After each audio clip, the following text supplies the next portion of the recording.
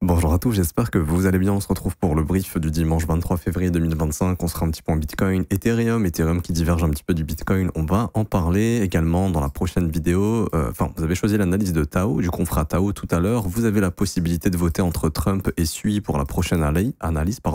Le coin qui reviendra le plus en commentaire gagnera l'analyse. Également, n'hésitez pas à me proposer d'autres altcoins que je pourrais analyser. Également, on refait un petit point sur le mentorship, il est disponible. C'est le premier lien en commentaire épinglé. J'ai déjà vos retours qui sont géniaux. Merci beaucoup. C'est 100% gratuit pour l'obtenir. Il vous suffit simplement de cliquer sur le premier lien. Ça vous ramène sur cette page. Vous vous inscrivez sur BitGate via notre lien partenaire. Et ensuite, vous avez juste à valider votre KYC, à faire un trade d'une valeur de 100 $ au minimum et le mentorship sera débloqué. Enfin, vous serez éligible pour l'obtenir. Astuce très simple, mais par exemple, vous pouvez transférer 52 USDT en USDC et retransformer les 52 USDC en USDT. Comme ça, vous achetez rien, vous vendez rien, vous faites juste une conversion de stablecoin entre guillemets, et ça vous permettra d'être éligible. Vous cliquez ensuite sur ce lien, la meilleure formation de trading crypto, vous cliquez sur obtenir gratuitement, vous mettez votre email, votre identifiant BitGate, vous cliquez sur recevoir gratuitement et 24 heures plus tard, grand maximum, vous recevrez l'accès au mentorship dans votre boîte mail en plus de la formation gratuite Assure ton bull market comme un pro. Alors pour revenir ici sur BTC, ça reste du price action de week-end, on en a parlé. Très souvent, ce qui se passe le week-end, c'est qu'on reste dans le range de prix de vendredi. Donc ça, c'est la range de prix de vendredi, on est bien dedans, vous voyez. Tout ce qui va revenir au-dessus des 0,5 jusqu'au 0,75, c'est de la zone premium, donc ça serait plutôt enclin à nous faire une continuation baissière éventuellement. Personnellement, je rappelle que je pense qu'on n'a pas bottom ici, je pense que le plus bas de vendredi va être chassé parce qu'on s'est arrêté, mais vraiment un micro-dollar ici avant le fair value gap et c'est clairement l'objectif du prix pour moi au minimum de venir bosser ce fair value gap. Donc ce qui m'invite à penser que ce mouvement était un piège ici et qu'on reviendra prendre le plus bas de vendredi au minimum. Ensuite, une fois qu'on a pris le plus bas de vendredi, si ça c'était un aléa, c'est-à-dire que c'était imprévisible, c'est un black swan, parce que clairement c'est un black swan, tu peux pas prévoir un hack, je veux dire même on va dire même si on fait comment dirais-je, voilà, BlackRock c'est tout sur tout. BlackRock pouvait pas prévoir que Bybit allait se faire hacker par exemple, donc c'est vraiment un événement imprévisible. Par exemple, certains pouvaient dire oui, 2020 ce qui s'est passé, ça a été programmé par des élites machin, bon peut-être, mais là en tout cas c'est imprévisible à part ceux bien évidemment qui ont fait ce hack et même eux je pense qu'ils étaient même pas sûrs que ça allait passer. Enfin bref, parenthèse fermée. Du coup, par exemple, chasser le plus bas de vendredi, s'il y a une belle réaction, à ce moment-là, la prochaine direction sera au minimum le plus haut de samedi, ok. Et ça pourrait même confirmer potentiellement que ça c'était un aléa et que malheureusement, quand t'as plein de clients de chez Bybit qui se barrent, automatiquement ça fait des milliards en pression vendeuse et ça on l'a vu, on a eu de la, faudrait calculer, mais l'open interest il est passé de 68 000 bitcoins à 55 000, 13 000 bitcoins, on va calculer 13 000 bitcoins avec un prix moyen on va dire autour des 97 500. Ça nous fait quand même 1,2 milliard d'open interest qui a sauté et c'est des positions qui se ferment, donc et des shorts et des longues, mais suffisait que y ait beaucoup de gens en longue, vu que le mouvement précédent était haussier, ça fait une pression vendeuse assez importante et donc c'est un aléa. Maintenant cette pression a été absorbée et du coup si c'était un aléa mais qu'on doit aller plus haut, à ce moment-là il y aura probablement la prise du plus bas de vendredi et là une belle réaction et là le contre-pied et la reprise haussière. Si le marché ne réagit pas sur le plus bas de vendredi, prochain point d'intérêt, c'est le plus bas, encore une fois, de la semaine passée au 93 300. Et là, pareil, moi, ce que je veux observer, c'est la réaction du prix. C'est exactement ce qu'ils nous ont fait la semaine dernière. On a pris le plus bas de la semaine qui nous précédait. Gros rejet.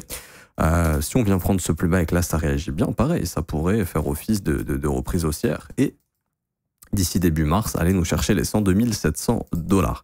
Mais ça, je reviendrai dessus début mars. Pourquoi? Je l'ai expliqué un petit peu hier, mais je ne vais pas m'attarder là-dessus. Donc tout n'est qu'une question de réaction au niveau du prix, ok. Si le prix vient ici qui réagit à rien du tout, à ce moment-là, qu'il ne réagit pas, direction les 91 130. Si vous voulez mon avis, pour moi le plus gros point d'intérêt du BTC c'est les 91 130 et bien sûr les 88 909 $, ok. Mais je suis comme vous, j'ai pas de boule de cristal, j'attends, et c'est ce que je vous enseigne dans le mentorship, identifiez vos zones d'intérêt et regardez comment se comporte le prix à l'intérieur, ni plus ni moins.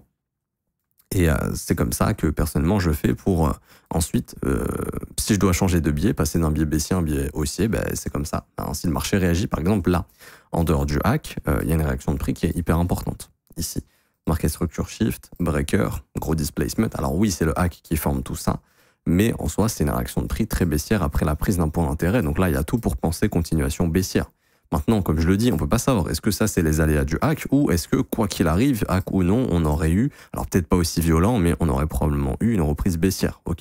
Donc ça, c'est ce qu'il faudra observer. Ce que je vois également, c'est que ici, on a eu le retag de ce breaker et on voit que le Bitcoin le rejette. Les breakers sont très puissants. Et pour moi, il y a le breaker et il y a le fair value gap juste ici. Donc pour moi, tant que Bitcoin ne repasse pas, ne s'installe pas au-dessus des 97 700 $, on est dans un environnement qui est plutôt baissier. Ok, pour objectif, aller au minimum chercher les 94 800 et si ça ne réagit pas dans ce fair value gap, les 93 321 $. Une chose qu'on ne peut ne pas exclure, c'est le sommet de samedi juste ici. Ok, et on peut très bien venir prendre ce sommet. Alors, de samedi, oui, on peut très bien aller prendre ce sommet. Ça ne changerait rien, c'est-à-dire que le prix resterait dans ce breaker, viendrait chercher ce fair value gap éventuellement, et ça serait une grosse probabilité de retournement et de continuation baissière.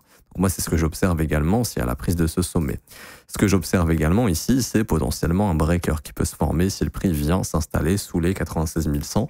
Pour l'instant, il y a juste une prise de stop, ça déclenche un rebond, sans plus. Si vraiment on accélère sous ce creux ici, pour moi, ça sera la confirmation qu'on reviendra bosser au moins ce fair value gap, et je vous dirais même très probablement le plus bas de vendredi. Donc surveillez bien ce creux ici autour des 96 100. La cassure de ce creux validera probablement un retour dans le fair value gap ici à 95 600, 95 400, voire le plus bas de vendredi.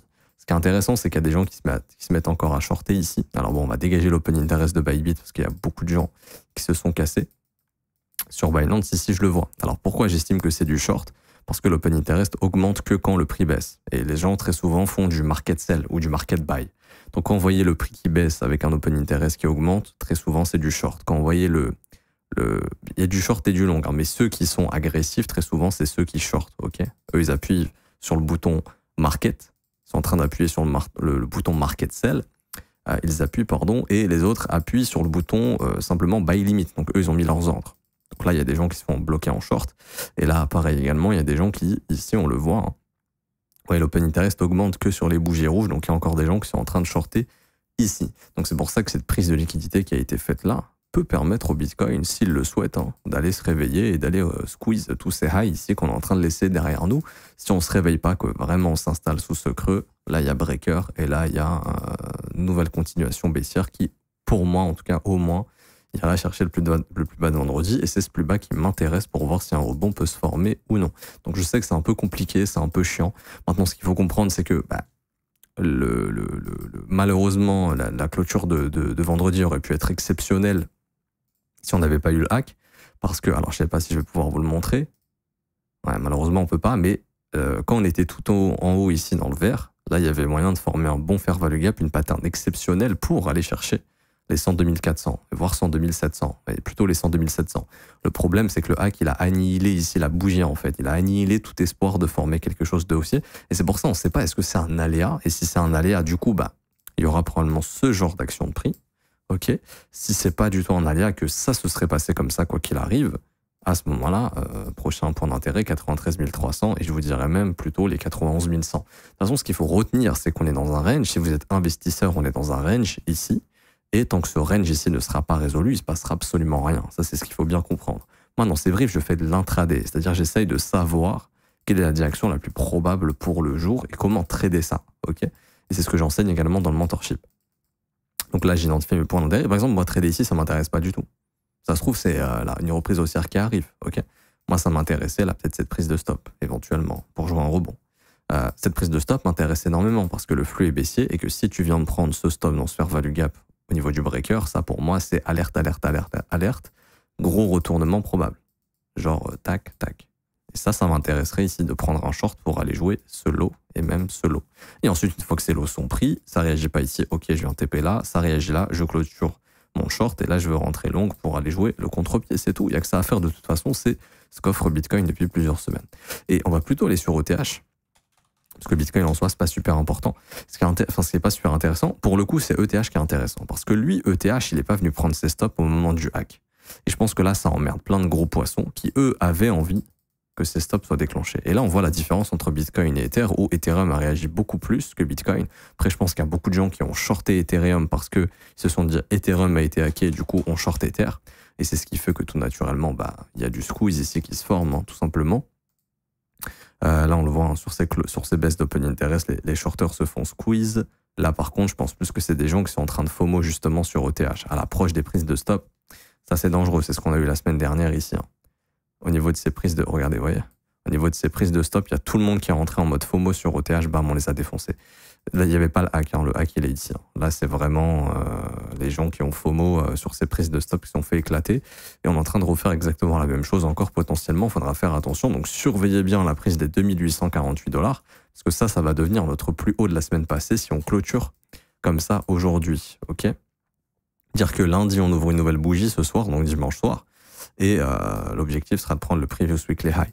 Maintenant, personnellement, je pense qu'il est toujours probable d'aller chercher le fair value gap weekly qui nous attend, et même daily, etc. Je pense même que c'est potentiellement la direction de TH. Maintenant, à voir si ça va se faire maintenant ou pas. OK. Mais grosso modo, bon, déjà, le plus haut de lundi ici et le plus haut de vendredi, ça va sauter très probablement. Je pense pas qu'on soit remonté ici pour laisser les stops des gens tranquilles. Mais l'idée, ce serait quand même de venir combler ces fair value gap ici. Et ensuite, malheureusement, l'idée de la chose, bah, c'est potentiellement consolidation, manipulation, expansion. Et si on fait ça, on viendra chercher au minimum 2525 et pourquoi pas cette mèche ici. Faudra observer tout ça. J'ai vu un commentaire qui me disait non, tonton, le plus bas de 2024, il a été pris. Non, il n'a pas été pris. Vous avez mal regardé. Le plus bas de 2024, c'est pas ça. Le plus bas de 2024, c'est ça. Ici. Là, on est le 3 janvier, c'est ça le plus bas de 2024. Et vous voyez qu'il n'a pas été déclenché ici. On est venu mécher pour prendre ces stops-là, mais on n'est pas venu prendre le plus bas de 2024. C'est pour ça que je pense que on peut y retourner. OK ? Mais je pense qu'avant, il est plus probable de faire ça, avant d'y retourner. Tout simplement. J'ai pas plus de choses à dire sur ETH. Pour moi, il est plus fort parce que bah, les gens ici vont voir une résistance, vont se dire, moi, short la résistance, sauf que je pense que ce qui va se passer, c'est ça. À la limite, même aller chercher le fair value gap weekly au-dessus des 2919, mais je pense que là, il y aura une réjection assez violente une fois que ce sera fait, si Bitcoin est vraiment redevenu baissier, qui se dirige vers les 93 000, voire les 91 000. Je vois pas, en fait, Bitcoin se diriger à 93 ou 91 et Ether qui fait sa vie, non. Par contre, ce qui est probable, c'est que si Bitcoin se prépare à faire un mouvement baissier, Ether doit vite se dépêcher d'aller prendre ses stops, soit au 2848 et on s'arrêtera là, soit jusqu'au 2920 minimum pour aller chercher le fair value gap weekly, et ensuite là on se fera rejeter si Bitcoin repart à la baisse. OK ? Parce que ce qu'il a laissé au sud, il l'a laissé au nord. Donc une fois qu'il aura pris au nord, s'il y a une réaction, il y aura énormément de probabilité d'aller revenir au moins en 2006, voire 2518, parce que ça commence à faire des points d'intérêt qui sont assez importants. Et encore une fois, si vous tradez entre ces bornes en swing, par exemple, si tu as acheté là et que tu as mis ton stop ici, tu vas te faire défoncer.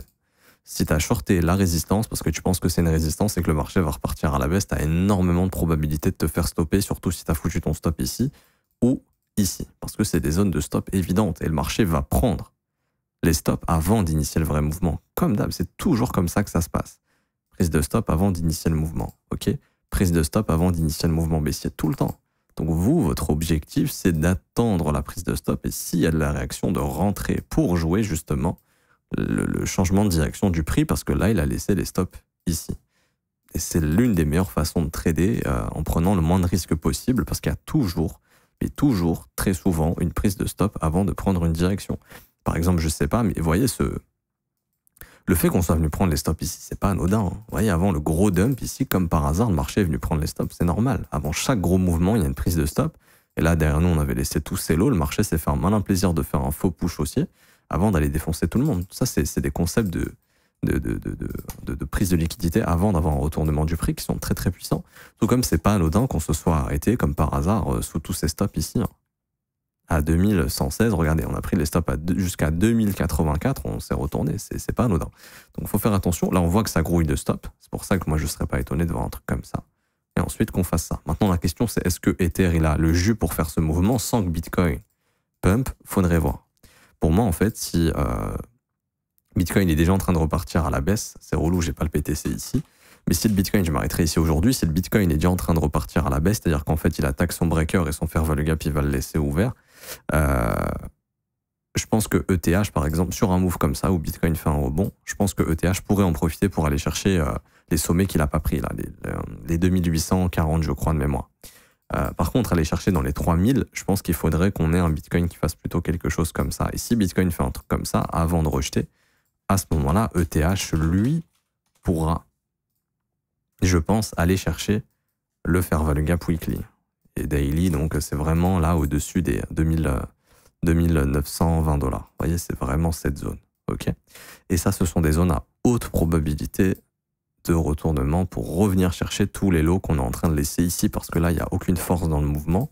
Et c'est ce qui fait qu'on a tous ceux qui sont en train d'acheter de l'ETH, là, en contrat dérivé, sont tous en train de foutre leur stop ici, à 2500, ils vont probablement se faire chasser. C'est pour ça que ça, c'est une zone à haute probabilité de rejet. Ok. Donc, je m'arrête ici pour aujourd'hui. J'espère que ça vous aura plu. Si c'est le cas, n'hésitez pas à laisser un petit pouce bleu, vous abonner si ce n'est pas déjà fait. Également, je vous rappelle, commentaire épinglé, vous avez aussi le copy trading avec les stratégies qui sont rentables. On a fait 7,81 R sur les stratégies SPT la semaine dernière. Stratégie LIM ici, 34 TP. Stratégie GO juste ici, on est sur du 0,25 R. Ok. 44% de rendement annuel pour l'instant via cette stratégie. Vous pouvez les obtenir également. C'est le premier lien en commentaire épinglé. Comme d'hab, il vous suffit simplement de vous inscrire sur BitGet via notre lien partenaire. Et ensuite, vous cliquez sur rejoindre copy trading. Vous mettez votre prénom, email, identifiant BitGet. Vous cliquez sur rejoindre et vous allez pouvoir configurer votre accès au copy trading en regardant cette petite vidéo. Configurer le copy trading. Il y a 4 vidéos à regarder. 1, 2, 3, 4. Une fois que c'est fait, vous aurez les tutos en fait pour configurer la plateforme et ensuite les trades s'exécuteront automatiquement sur vos comptes via la gestion du risque que vous avez appliquée et nous également notre propre gestion du risque, tout simplement. Vous avez aussi l'école, si vous voulez rejoindre, vous vous formez à mes côtés, rejoindre mon groupe privé, avoir accès à ce que je fais, ce que je fais pas, là où je me positionne, là où je sors, etc. Également, accès à la formation de l'école, qui est la formation la plus complète, 19 heures de cours vidéo, 8 modules, donc trading, investissement, swing, on voit tout ça dans cette formation, psychologie, gestion de risque, il y a absolument tout. Et vous aurez aussi un accès au Discord privé avec tous les élèves. Et vous avez également les témoignages des membres si vous souhaitez les lire juste avant. Il y en a beaucoup plus. Hein. Je vous ai mis un petit échantillon sur le site, mais dans témoignages école sur Discord, vous avez tous les témoignages. Et vous avez également la possibilité de nous rejoindre. Donc ça commence à partir de 49 € par mois. C'est sans engagement. Et vous avez aussi des offres 3, 6 et 12 mois qui, elles, sont moins chères parce que ce sont des paiements one shot. Je m'arrête ici. On se retrouve tout à l'heure pour l'analyse de Tao. À tout à l'heure. Ciao, ciao.